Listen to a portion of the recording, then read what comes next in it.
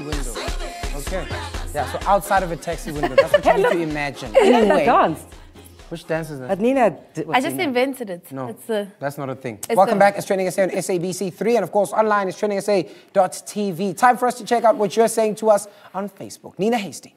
Yes, that's right. Sandile Banks-Mbele says the dancing is crazy. I love you guys. Town 3. Yay, we love you too, Sandile. Yeah. Love you, Sam. Oli Lolo Lutetu says, and it's TrendingSA o'clock. Flames, flames, flames on 100. Town 3. Yeah, baby. Yeah, that's what we do.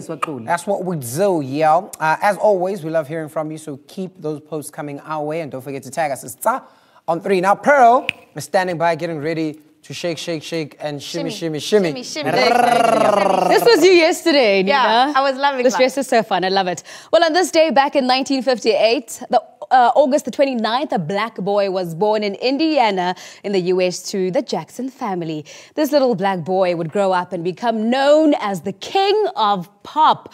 Michael Jackson would have turned 16 years old today, 60, if he was still alive. Michael Jackson was a force. We know that. He was a giant and truly one of the greatest artists to have ever lived. Take a look at this.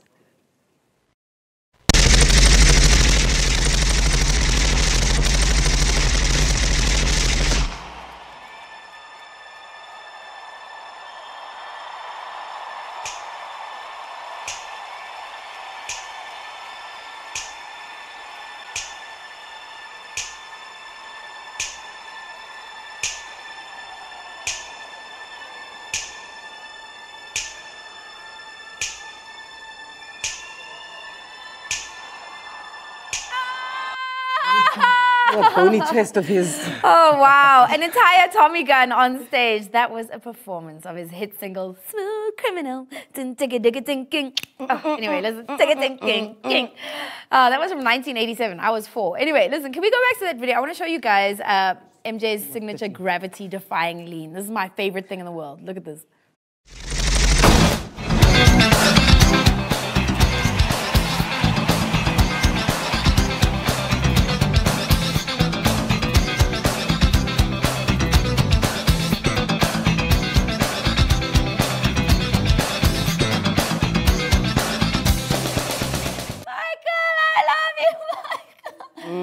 I loved Michael Jackson, guys. I think that was my first crush. Definitely. What an amazing performer. We're all obsessed with him. We loved Michael, yeah, Baba. We loved Michael. We loved Michael so much that when I was older, I did a shoot with Heat magazine. They used to do these iconic moment images. And there's Collie Roberts looking all silly during his trial. Well, I wasn't at his trial, but, you know, that's the picture that I copied. Let's see the picture, guys. There we go. Wow, Collie. Yeah, That's so funny. Happy birthday, dude. You were lighter there as well, actually. Yeah, baby, it happens, baby. It happens. It happens. I was using the hydroquinone. I was on that Eskimo. Nina, you've got a fun fact about how he... Yes, okay, so that lean move that he does, like as he goes down like that. So, do it now. As you're doing it, you want to stop yourself. Yeah. But he actually had a thing that hooked the shoe into the stage. You see, he leans like that. Yes. He's like, it's hooked into the stage. Some people thought that he had a string coming from the back, but like it was actually the shoe and core strength. I mean, the commitment, guys. Oh, geez, the whole time I thought it was actually him doing all of that work. But I mean, it was a little trick, just a little. He lied to all of us. But that's fine. Thank you, Nina and Cooley. Michael Jackson definitely multiplied. His estate is said to have earned more money than when he was alive. So his 2010 posthumous album, Michael, debuted at number 3 on the Billboard music charts when it was released. But recent shocking claims suggest, and this is really disappointing, that some songs on the album were sung by an impersonator. And apparently his record label, Sony, allegedly admitted to this. But for Nina, can we please just not take Michael Jackson's name? Thank you. Michael, you will always be remembered. Now moving on to the next hashtag. The Prime Minister of the UK, Theresa May, started her 5-day visit to Africa yesterday, making South Africa the first country on the list. Our President Cyril Ramaphosa hosted the Prime Minister in Cape Town, where she spoke on the UK attempt to seek trading opportunities in Africa as it leaves the European Union. She wants Britain to become the biggest investor in Africa by using the aid budget to help British companies invest on the continent. But her visit in Cape Town quickly went downhill when she gave an interview with Channel 4 journalist Michael Crick when he asked her some very difficult and very awkward questions. Take a look at this. Mrs. May, you're about to visit Robben Island. You were active in politics in the 70s and 80s. What did you do to help release Nelson Mandela? Well, I think what is important is what the United Kingdom did and some of the actions... What did you do? What did you do? Did you go on protests? Did you get arrested outside the embassy? Did you boycott South African goods? Did you do anything? I think you know full well that I didn't go on protests, Michael. But what is important is the work that the United Kingdom... Did you boycott South African goods? The work that the United Kingdom government did to ensure that it was able to give support where that support was needed, to enable Mrs. Thatcher believed that Nelson Mandela was a terrorist. Were you a loyal Conservative Party member? Did you think the same thing? What was important was the support that the UK government was giving at the time, often support behind the scenes. Shoo, I'm so scared of this guy. Guys, what's your take on this? Oh, Michael is out of order. He ambushed that woman. He could have asked her those questions overseas. She could have prepared, you know, he ambushed her.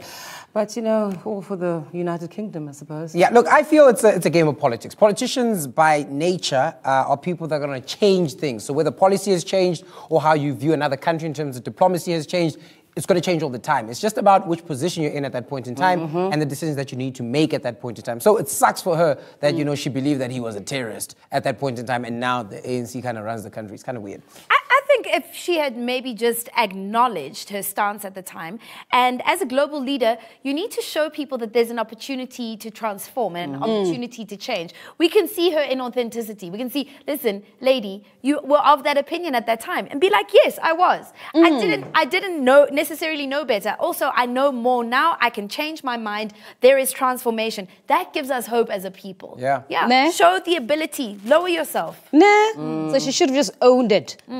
And be Maybe truthful. she hadn't consulted the Yeah. United Kingdom. Exactly. I love that. Anyways, Prime Minister's visit wasn't just filled with meetings and interviews. She managed to throw in a few Mick Jagger moves in between at the Mkhize Secondary School in Gugulethu. Let's see if we can steal some moves from her, although I doubt we'll want to.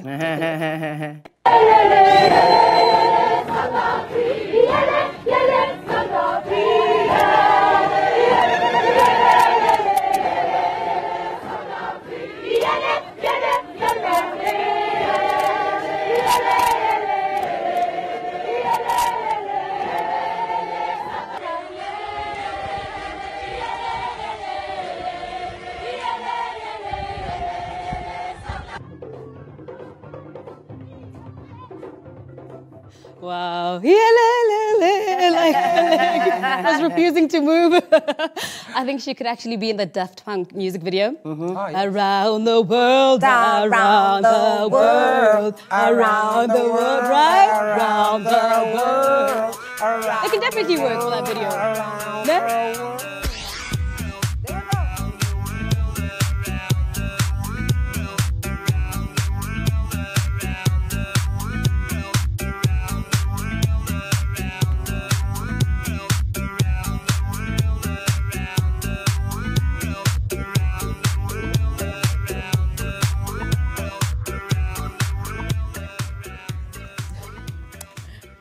Well, one thing I can tell you is that it looks a lot better with that music in the back. I think maybe that's the song that was playing in her head. Anyway, we're moving right now. And of course, we're traveling all the way to Limpopo. Now, specifically the University of Limpopo, because today, the varsity was in the news and was trending for the most unusual reasons. Now, before I explain the story, I want you to watch a little something. Here's a video clip.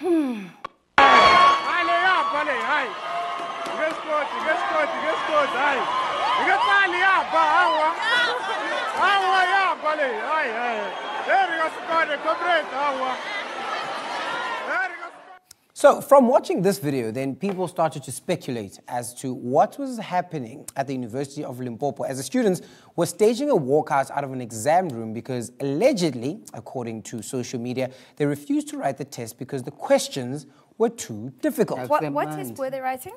So, look, it was apparently a philosophy test, but look, not everyone is, of course, tickled by the students' walkouts or outrage or whatever you want to call it, because it is alleged that Twitter had some very stinging words for the University of Limpopo students. Let's take a look at what you guys had to say. This one from Palesa. It reads, the same people are crying, hashtag fees must fall. If they can act like this while they still have to pay, how will they conduct themselves should education be free? They just spit on the faces of the entire campaign. University of Limpopo must expel those involved. That looks like 400 people there, but okay.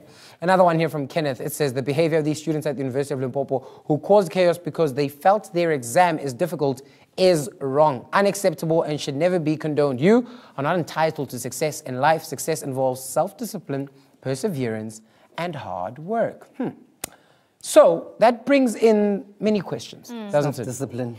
Well, I mean, what concerns me is it looks like there's no concept of consequence. You know, okay, cool, I'm unhappy about this, I'm going to burn this building down. I mean, the reactions are ridiculous, you know, that because when you behave in a certain way, the consequence doesn't only affect you. How selfish. It affects the next learner and the next learner. Generation. And the next learner. It really becomes, and I think when I was watching the video was, how is there a video? That was my thing. That, you know, things like this happen and people can tweet about it afterwards, but how do you have a cell phone within an exam room? Because most institutions, when you're writing an exam, you put the phone in your bag. They actually tell you to leave it at home. But you put it in the bag and it's placed in front of the class, and when you're done, you grab your bag and you go home. And here, the phone is really accessible and people are videoing and taking pictures of the exam paper. Quite strange. I also found, I saw like an element of ill discipline there. There was a girl who was actually removing the crib notes from her bra, as in like showing the people brazenly, but this is what I was intending on doing. And also, I don't understand, why does it have to be like so outrageous and the outrage? One person or two people could have stood up and said, guys, this is the incorrect paper, or it's difficult, whatever the real reasons why they stormed out. But there was no reason for all that drama. You're right. None. You're right. There are ways to react to being upset, right? And Amadamini was saying that, you know, what kind of homes are they from? Why are they reacting like that? My parents would have kicked my...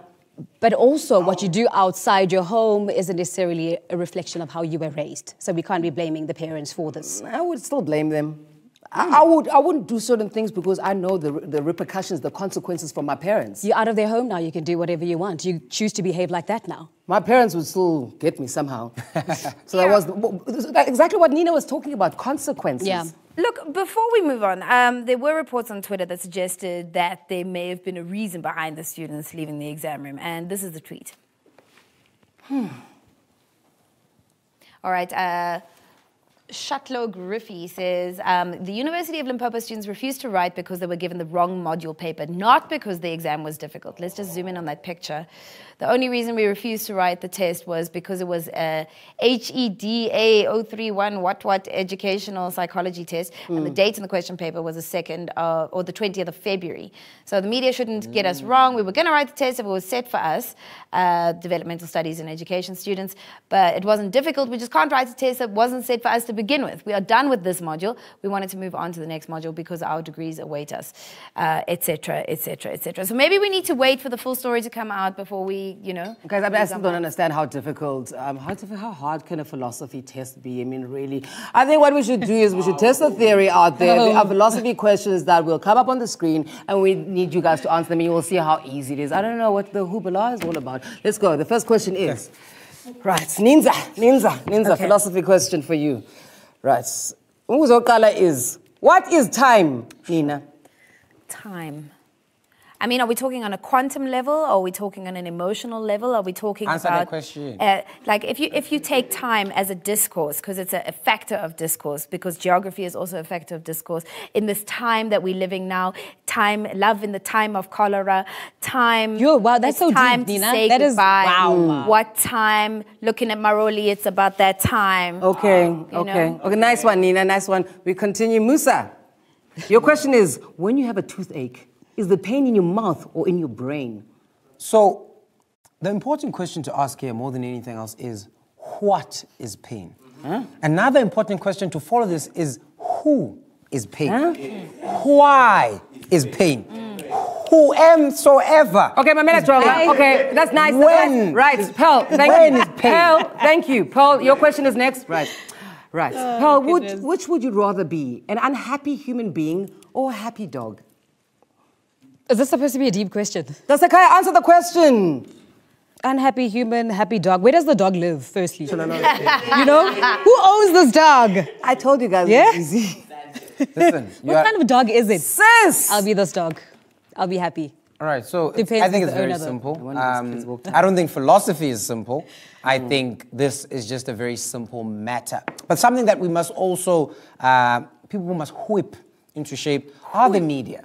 And each and every one of us. So we see a report like this or something come out on social media, and the initial reports were that the children or the students, whoever was writing the exam, walked out because it was too difficult. And then you start sending tweets like, how could you? You're spitting in their face of... Fees must and fall. then That is so insensitive and cruel. You don't even know the actual full story comes out, and it's not what you think. So we're spreading misinformation, which is not a good thing. Anyway, it's time for an ad break. Hopefully we don't spread any wrong things during this ad break. That viral infection, I got it. The way you shaking your ass, baby girl,